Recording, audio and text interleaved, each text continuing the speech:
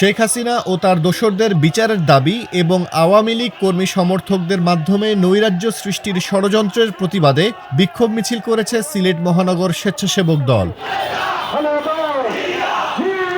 ৩রা মে শনিবার বিকেল ৩টায় নগরীর ব্যস্ততম বন্দরবাজার কোর্ট পয়েন্ট থেকে মিছিলটি শুরু হয়।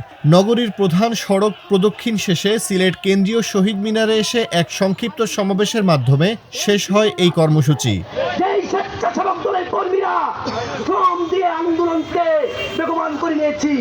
এ সময় বক্তারা অভিযোগ করেন, ছাত্র জনতার গণঅভ্যুত্থানের পর ৮ মাস পেরিয়ে গেলেও এখনও গণহত্যাকারী ও তার দোসরদের বিচার হয়নি।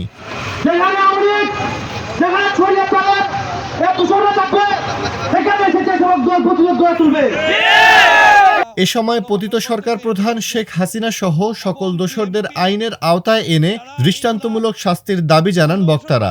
আজকের এই প্রতিবাদ সভা পেশি সরকারের শেখ হাসিনার ফাঁসির দাবিতে এবং দোসরদের যে সিলেটের যে মিছিল মিটিং এগুলো করতেছে এবং যারা এই যে মিছিল কমিটিতে অবস্থান করে ওদেরকে পুনর্বাসন করতেছে এদের বিরুদ্ধে।